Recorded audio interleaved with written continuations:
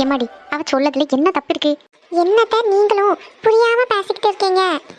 எம்மாடி அவளுக்கு வயசு போய்கிட்டே இருக்கு. 10-27 வயசு ஆகுதுல்ல. ஒரு கல்யாண காட்சி பண்ணி வைக்காண்டமா? நான் போய் சேரதுக்கு முன்னாடி என் பேத்தியளுக்கு கல்யாணத்தை பார்த்து பேர பிள்ளையும் எடுக்கணும்னு நான் பார்த்துட்டு இருக்கேன். இது என்னத்த நீங்க 5 பைசா கையில இல்லாம எப்படியத்தே நான் அவளை கல்யாணம் பண்ணி கொடுப்பேன்? கல்யாணம் நினைச்சாலே எனக்கு பயமா இருக்கு. அவளை கெட்டி கொடுக்க கூடாதுன்னு எனக்கு கிடையாது. அப்புறம் எதுக்கண்ணி இவ்வளோ தயங்கிட்டு இருக்கீங்க? சரிம்மா, வட்டிக்கு காசு வாங்கலாம் இல்ல லோன் எடுக்கலாம்னா கூட ரெண்டுமே எங்களுக்கு கிடைக்காது. எங்ககிட்ட இருக்கிறது இந்த வீடு மட்டும்தான். இதை விட்டு அவளுக்கு கல்யாணம் பண்ணா மற்ற 4 பொம்பளை பிள்ளைங்க இருக்காவ. அவளுக்கு கவலையே இல்லை. எனக்கு தான் படுத்த நைட்லாம் தூக்கமே வர மாட்டேங்குது. அம்மிக்கிட்ட எப்படி பேசுறதுக்கு? பாவம் அத்தை இவ்வளோ வருத்தப்படுறாங்க. இதே காவியாவை நானே கல்யாணம் பண்ணேன்னா அத்தையும் மாமாவும் இந்த அளவுக்கு கஷ்டப்பட மாட்டாவெல்லாம். அம்மாக்கிட்ட எப்படி இந்த விஷயத்தை பற்றி பேசுறதுக்கு? எப்படியாவது அம்மாக்கிட்ட பேசி புரிய வச்சு நாமளே காவியாவை கல்யாணம் பண்ணிக்கணும். அவங்க கஷ்டப்படுறாங்க அப்படின்றது மட்டும் கிடையாது, எனக்கும் காவியாவை பிடிக்கும். ஆனால் எப்படி வீட்டில் சொல்றதுன்னு தான் தெரியாமல் இருக்கேன். அடடே, என்ன வராதவங்கெல்லாம் வீட்டுக்கு வந்திருக்கீங்க? அண்ணே வாங்க அண்ணே. மாமா நல்லா இருக்கீங்களா? கதிரு, நான் நல்லா இருக்கேன்ப்பா, நீ நல்லா இருக்கியா? மாமா நல்லா இருக்கே, வாங்க உட்காருங்க. என்னண்ணே தங்கச்சியை கண்டுக்காம அந்த பக்கம் போற? அதெல்லாம் ஒன்றும் இல்லை, நீ தான் வீட்டு பக்கம் வரவே மாட்ட. உன்னை நான் மறந்தே போயிட்டேன் போவா. நல்லா சொல்லுவேங்க. வாங்க இருங்க இதில். நீ இருமா, நான் என்ன கீழே கொஞ்சம் இருக்கேன். காலை நீட்டி இருந்தால் தான் கொஞ்சம் செம்மையாக இருக்கும். மாமா இதுல இருக்க மாமா மேலே இருக்கட்டுப்பா, நீ அதில் இரி. மலரு, அந்த சேரை கொஞ்சம் அந்த பக்கம் தள்ளிவிடு, நான் இதில் காலை விரிச்சு இருக்கட்டி. ஐயா நீ அதில் யாரு இரியா? சரி மாமா.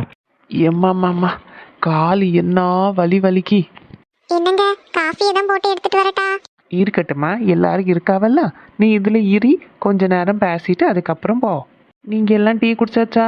இல்லைங்க, எல்லாருக்கும் சேர்த்து தான் டீயும் காஃபியும் போடணும். பிள்ளைங்க எல்லாம் உள்ள இருக்காவ, பேசிட்டு எடுத்துட்டு. அப்படியா? இது ஒரு நிமிஷம். ஏய்யா கதிரு, இது அத்தைட்ட குடி. இந்தங்கத்த. நளினி, இன்னைக்கு ஒரு பெரிய ஓட்டம் ஒன்றும் கிடைச்சா, அதனால இதில் ஒரு 2000 ரூபாய் இருக்கு. என்னாச்சத்த மூஞ்சியே ஒரு மாதிரி ஆயிட்டு? 2000 ரூபாய் வட்டி அடைக்கிறதுக்கு கூட காணாது. இதை வச்சு என்ன செய்யுதுக்கு? பிள்ளைங்களுக்கு காலேஜ் ஃபீஸ் கட்டுறதுக்கா, வட்டி அடைக்கிறதுக்கா, இல்லை வீட்டு ஜாமான் வாங்குறதுக்கா? ஒன்றுமே தெரிய மாட்டேங்குது. இனி நானும் அத்தையும் தான் வேலைக்கு போகிறதுக்கு மிச்சம். வீட்டுக்கு தேவையான பொருள் எல்லாமே காவியம் வாங்கிடுவா. அவளுக்கு டியூஷனுக்கு வரக்கூடிய காசுல அவள் எதுவுமே வாங்குறது கிடையாது, எதுவுமே ஆசைப்படுறதும் கிடையாது. என் 2 பிள்ளைங்களும் வேலை செய்யக்கூடிய காசு எல்லாமே என்கிட்ட கொண்டு வந்து தந்துருவாளுகோ. அவங்களுக்கு நான் ஆசைப்பட்டது எதுவுமே வாங்க முடியறதில்ல. ஆசைப்படுறாங்களா இல்லையான்னு கூட தெரியல. இந்த ஒரு நிலைமை எந்த பிள்ளைங்களுக்கும் வரக்கூடாது. காவியாக்கு 27 வயசு ஆக போகுது. ஒரு சின்ன நகை நட்டு கூட அவ காலத்துல காதல போட்டு நான் ஆசை பார்க்கல. பாத்தியா மலரி, இவ்வளவுதான் 2000 ரூபாய். 5 பொம்பளை பிள்ளைங்க, நான் அத்தை இவரு, மொத்தமா இந்த வீட்டுல 8 பேரு. என்ன பண்றதுக்கு இந்த 2000 வச்சு? இப்ப சொல்லுமா, என் பிள்ளைக்கு கல்யாணம் பண்ணி வைக்கணுமான்னு? என்ன நளினி சொல்லுங்க, கல்யாணமா? யாருக்கு?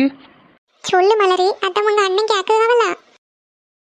என்னே, காவியக்கு ஒரு நல்ல சம்மந்தம் வந்திருக்கு. என் ஃப்ரெண்டோட பையன்தான். நம்ம ஊர் இல்லை, பக்கத்து ஊர். ஆனால் சென்னையில் வேலையாக இருக்கான். காவியா ஃபோட்டோவை நான் காமிச்சிருந்தேன் என் ஃப்ரெண்டுக்கு.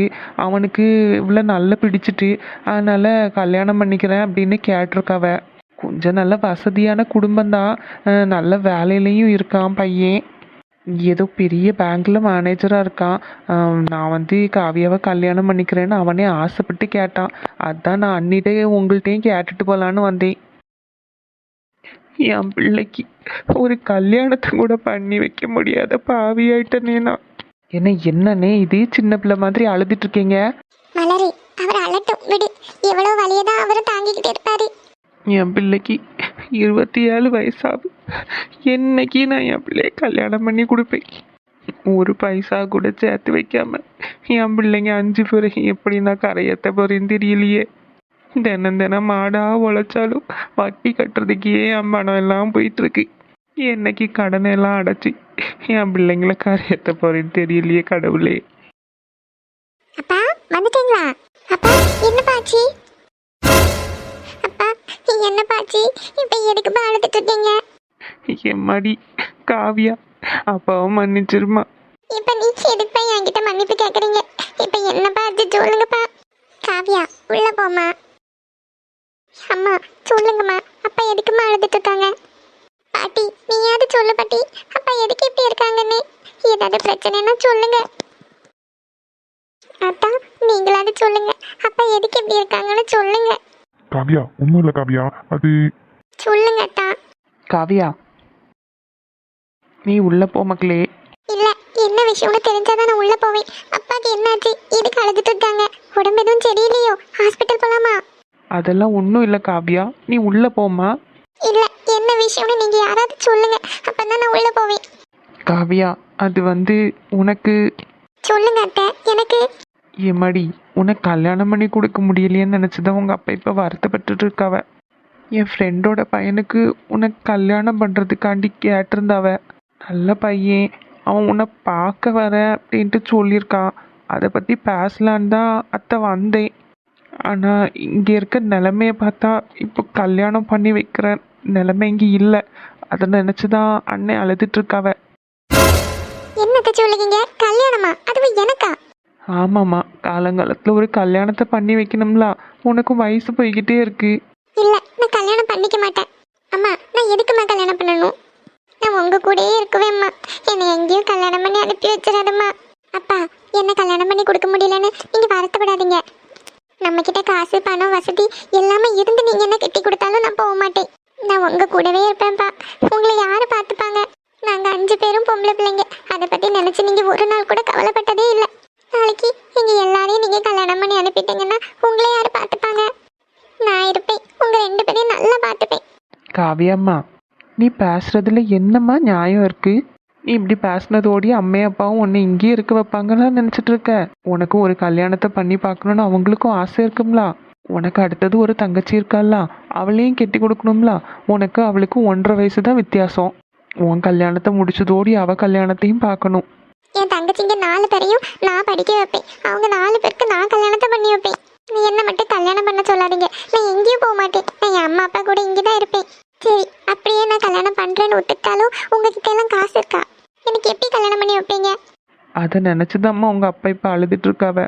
தெரியுதுல்ல அத்தை, முடியாத விஷயம். எதுக்கு அதை பத்தி பேசி பேசி எங்க அப்பாவையும் அழ வைக்கிறீங்க? அம்மா, தயவு செஞ்சு என் கல்யாணத்தை பத்தி இனிமே இந்த வீட்டுல பேசாதீங்க. என்னால முடியல, புரிஞ்சுக்கோங்க அம்மா.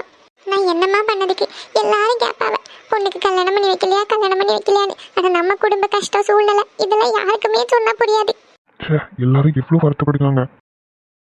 எல்லாருக்கும் காவியாவை கல்யாணம் பண்ணி பார்க்கணும்னு ரொம்ப ஆசைப்படுறாங்க. ஆனால் கண்டிப்பாக வெளியே இருந்து ஒரு மாப்பிள்ளை வந்தால் நாங்கள் நட்டு சொத்து பண்ணோன்னு எல்லாத்தையும் கேட்பாங்க. அப்படி கல்யாணம் பண்ணி போகிறதுக்கு காவியாவுக்கும் விருப்பம் இருக்காது. நானே அவளை கல்யாணம் பண்ணிக்கிட்டா அவள் ஆசைப்பட்ட மாதிரி இந்த வீட்டிலேயே அவள் இருக்கலாம். அவன் எப்படி எழுதிட்டு இருக்கான். இன்னைக்கு எப்படியாவது அம்மாக்கிட்டே அப்பாக்கிட்டையும் காவியா கல்யாணத்தை பற்றி பேசிடணும். இந்த கல்யாணத்தை நிப்பாட்டி நான் அவளை கல்யாணம் பண்ணிக்கணும். உங்க எல்லாருக்கும் ஒரு விஷயம் சொல்றேன், தயவு செஞ்சு இனிமே என் கல்யாணத்தை பத்தி இந்த வீட்டுல யாரும் பேசாதீங்க.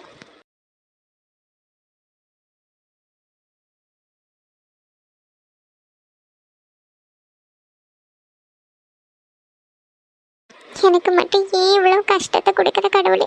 என்னால எங்க அம்மா அப்பா எல்லாரும் வருத்தப்படுறாங்க. நான் பொண்ணா பிறந்துதான் நினைச்சு இன்னைக்கு வரைக்கும் நான் கவலைப்பட்டதே இல்லை.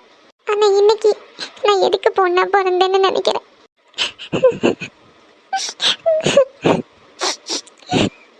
எதுக்கு கல்யாணம் பண்ணணும்? அம்மா அப்பாவை விட்டுட்டு எதுக்கு போகணும்? நாங்க 5 பேரும் கல்யாணம் பண்ணி போயிட்டா எங்க அம்மாவும் அப்பாவையும் யாரு பார்த்துப்பாங்க? அம்மா அப்பா கிட்ட பேசுறதுக்கு முன்னாடி ஃபர்ஸ்ட் காவியா கிட்ட ஒரு வாட்டி பேசிடுவோம். அதுதான் நல்லது.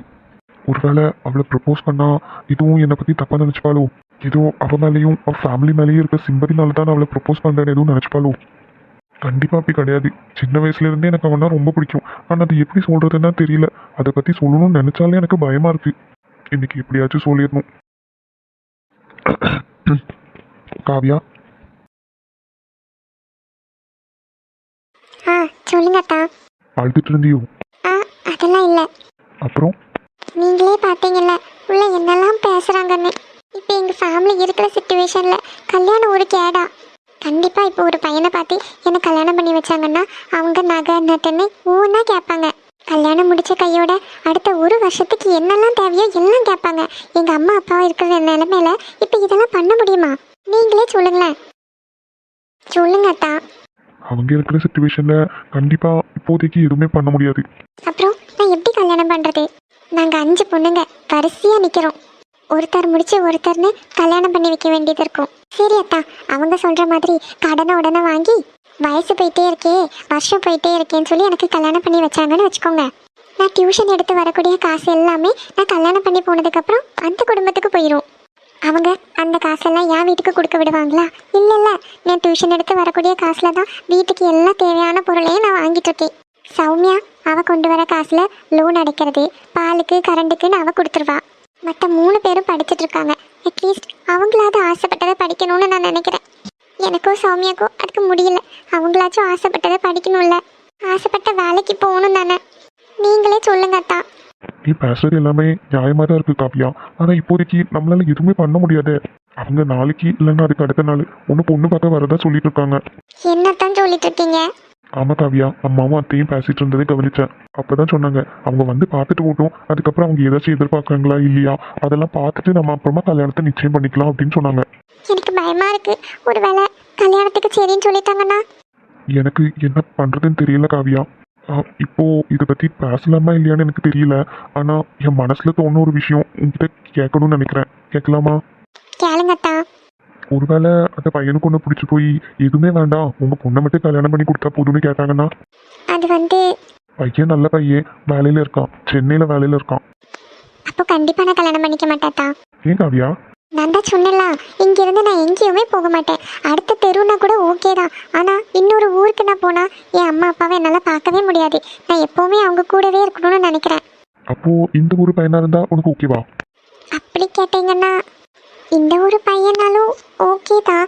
ஆனால் இது வேணும் அது வேணும் அப்படியெல்லாம் கேட்கக்கூடாது. என்ன பிடிச்சி போய் கல்யாணம் பண்ணணும், அவ்வளோதான்.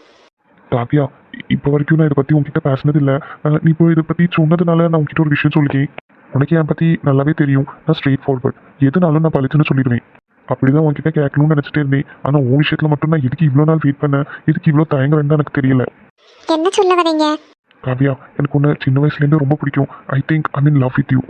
என்னத்தான் சொல்லிட்டு இருக்கீங்க? தெரியல காவியா, எனக்கு ஒன்று ரொம்ப பிடிக்கும். நீ தானே சொன்னேன் இந்த ஊர் பையன், அதே மாதிரி எதுவுமே எதிர்பார்க்காத பையனா எனக்கு அவனை பிடிக்கும், கல்யாணம் பண்ணிக்குவேன்னு சொன்னேன். ஆனால் அதுக்கு நீங்கள் ஏன் நான் அந்த பையனாக இருக்கக்கூடாது?